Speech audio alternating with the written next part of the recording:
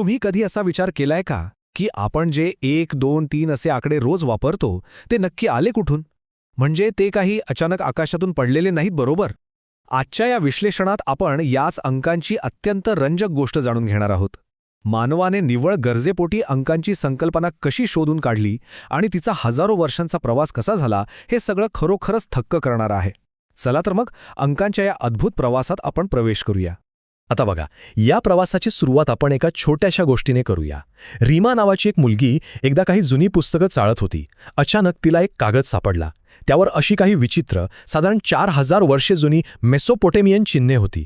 आता साहजिकच तिला प्रश्न पडला की या विचित्र आणि थोड्या त्रिकोणी आकाराच्या चिन्हांचा अर्थ तरी काय असावा. तिने हा कागद लगेच तिच्या वडिलांना दाखवला आणि त्यांनी एक भारी गुपित उलगडलं. ते म्हणाले की ही काही नुसती डिझाईन्स नाहीत, तर प्राचीन काळात आकडे लिहिण्याची ती एक पद्धत होती. पश्चिमी आशियातील मेसोपोटेमिया संस्कृतीत लोक अशाच प्रकारे आकडे लिहायचे. आता हे ऐकल्यावर तुमच्या माझ्यासारखंच रीमाच्याही डोक्यात अनेक प्रश्न आले. माणसांनी नक्की मोजायला सुरुवात कधी केली असेल आणि ते कशी मोजणी करत असतील? आणि हा प्रश्न खरोखरच खूप महत्त्वाचा आहे. हे समजून घेण्यासाठी आपल्याला थेट अश्मयुगात जावं लागेल. बघा, त्या काळी मोजदाद करणं म्हणजे गणिताचे पेपर सोडवणं नव्हतं. ती चक्क जगण्याची गरज होती. आपल्याकडे किती अन्न शिल्लक आहे, कळपात किती जनावरं आहेत, ऋतुचक्र कधी बदलणार, या सगळ्याचा ट्रॅक ठेवणं तेव्हा सर्व्हायव्हलसाठी खूप गरजेचं होतं. चला, आपण अश्मयुगातील एका प्रसंगाची कल्पना करूया. समजा तुमचा एक गायींचा मोठा कळप आहे. संध्याकाळी त्या चरून आल्यावर सगळ्याच्या सगळ्या गायी सुरक्षितपणे परत आल्यात का हे तुम्हाला कसं समजणार? कारण त्यावेळी आजच्यासारखे 1, 2, 3 असे शब्दच अस्तित्वात नव्हते. मग प्राचीन मानवाने यावर काय डोकं चालवलं असेल? तर त्यांनी काय केलं? मोजणीसाठी प्रत्यक्ष वस्तूंचा वापर सुरू केला. म्हणजे एका गायीसाठी एक काठी, दुसऱ्या गायीसाठी दुसरी काठी. अगदी सोपं 1 to 1 मॅपिंग. यामुळे उरलेल्या काठ्यांवरून गायी हरवल्यात की नाही हे लगेच समजायचं.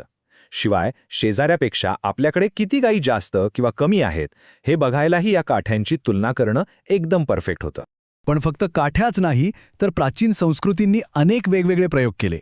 काहींनी हाताची बोटं आणि शरीराचे अवयव वापरले, जे आजही पापुआ न्यू गिनीसारख्या ठिकाणी बघायला मिळतं.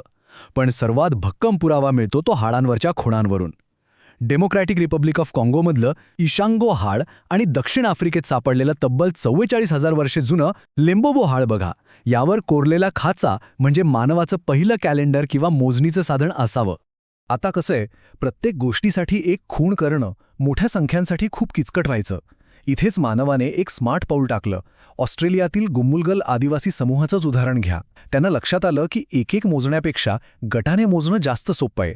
त्यांनी 2-2चे गट बनवले. 3 म्हणजे 2 आणि 1, 4 म्हणजे 2 आणि 2. या गट करण्याच्या पद्धतीमुळे मोजणी बरीच फास्ट आणि कार्यक्षम झाली.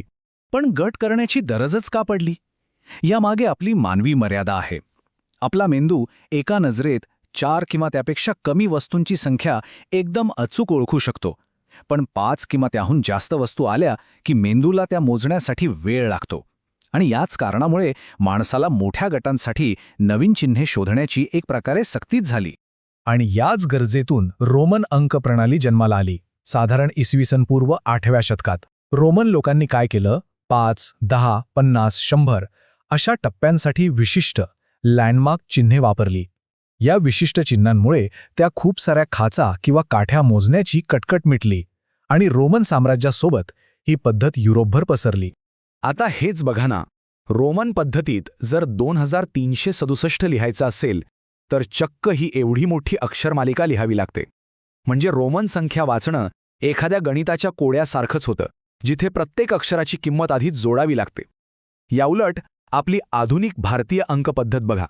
2367 हे फक्त 4 आकड्यात किती सुटसुटीतपणे मांडता येतं.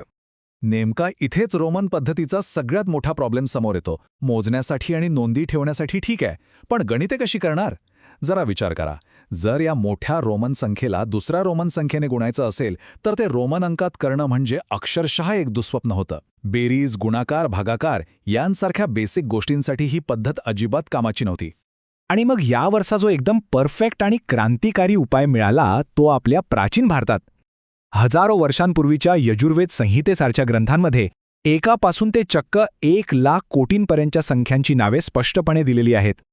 सुमारे 2000 वर्षांपूर्वी भारतात 10च्या पायावर आधारित दशमान पद्धतीचा विकास झाला आणि पुढे इसवी सन 499 मध्ये महान गणितज्ञ आर्यभट्ट यांनी या 10 चिन्हांचा वापर करून आकडेमोड करण्याची पद्धत एकदम पक्की केली. या भारतीय अंकप्रणालीचा एक जबरदस्त पुरावा म्हणजे बक्षाली हस्तलिखित. हे 3ऱ्या शतकातील हस्तलिखित आहे. यामध्ये शून्य दाखवण्यासाठी एका छोट्याशा बिंदूचा वापर केलेला दिसतो. 10 अंक आणि शून्याचा वापर करून संख्या लिहिण्याचा हा आजवरचा सर्वात जुना आणि स्पष्ट पुरावा मानला जातो. खरं सांगायचं तर या एका छोट्या बिंदूने गणिताचं पूर्ण रूपच बदलून टाकलं. बरं, या भारतीय अंकप्रणालीची खरी मॅजिक कशात होती? ती होती स्थानिक किंमत म्हणजेच प्लेस व्हॅल्यूमध्ये. फक्त 0 ते 9 ही 10च चिन्ह वापरायची आणि त्यांचं स्थान बदलून त्यांची किंमत ठरवायची. या एका कल्पनेमुळे कोणतीही मोठी संख्या लिहिणं एकदम शक्य झालं.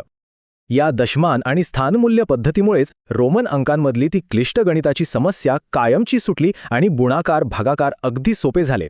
ही भन्नाट प्रणाली जगभर कशी पोहोचली हे बघणंही खूप रंजक आहे. भारतात उगम पावल्यानंतर इसवी सन 800च्या आसपास ही अरब जगात पोहोचली. त्यानंतर इसवी सन 1200च्या सुमारास इटालियन गणितज्ञ फिबोनाची यांनी युरोपमध्ये याचा प्रसार केला. पण गंमत बघा, युरोपमध्ये रोमन अंक इतके रुजले होते की हे नवीन अंक पूर्णपणे स्वीकारायला त्यांना चक्क 17वं शतक उजाडावं लागलं. इथे एक ऐतिहासिक गोष्ट स्पष्ट करणं गरजेचं आहे. युरोपियन लोकांनी हे अंक अरबांकडून शिकले म्हणून त्यांनी युरोपमध्ये याला चुकून अरेबिक न्यूमरल्स म्हटलं.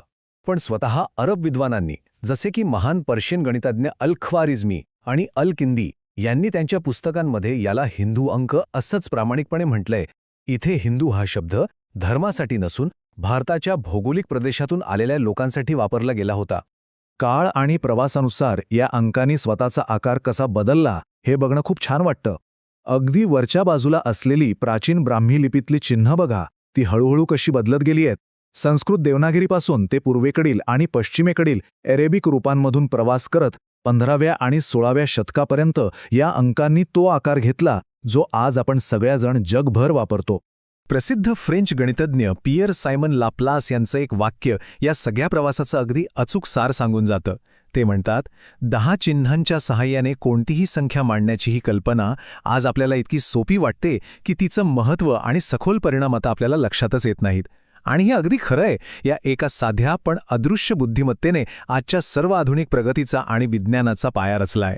तर मंडळी, अंकांच्या या उत्क्रांतीवरून आपण एक मोठी गोष्ट नक्की शिकू शकतो. केवळ मोजता येण्यासाठी मानवाला काठ्या आणि हाडांपासून ते शून्य आणि स्थानमूल्यापर्यंत पोहोचायला हजारो वर्ष लागली.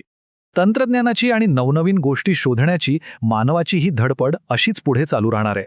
जाता जाता एका प्रश्नाचा आपण सर्वांनी नक्की विचार करूया. जर अंक परिपूर्ण होण्यासाठी एवढा वेळ लागला तर आपण आज वापरत असलेली कोणती साधने भविष्यातील पिढीला अश्मयुगातील काठ्यांसारखी जुनी आणि प्राथमिक वाटतील? या प्रश्नासोबतच आजचं हे विश्लेषण आपण इथेच थांबूया.